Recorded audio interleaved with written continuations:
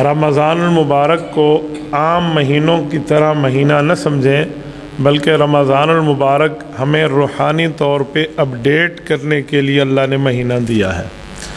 जिस तरह आप और हम मोबाइल चलाते हैं, कंप्यूटर चलाते हैं, लैपटॉप चलाते हैं और वो स्लो हो जाता है, उस पर वायरस आ जाता है या उसका वर्जन पुराना हो जाता है, उसको नया करने के लिए, फास्ट करने के लिए, तेज़ करने के लिए हम लोग उसमें कोई अपग्रेशन डालते हैं, अपडेट डालते हैं या उसमें कोई तरतीब करके उसको नए ज़माने के साथ रिलेटेड करते हैं।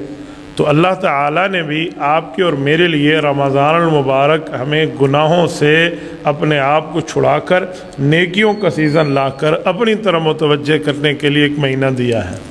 ये बात जहन में रखें कि रमज़ान मुबारक अगर गफलत में गुज़र गया तो नबी पाक सल्लल्लाहु अलैहि वसल्लम ने उस दुआ पर आमीन कही थी, जिसमें फ़रिश्ते ने ये बात कही थी कि अल्लाह फरमाते हैं वो बंदा बर्बाद हो जाए जिस पर रमज़ान आए और वो रब को मना ना पाए।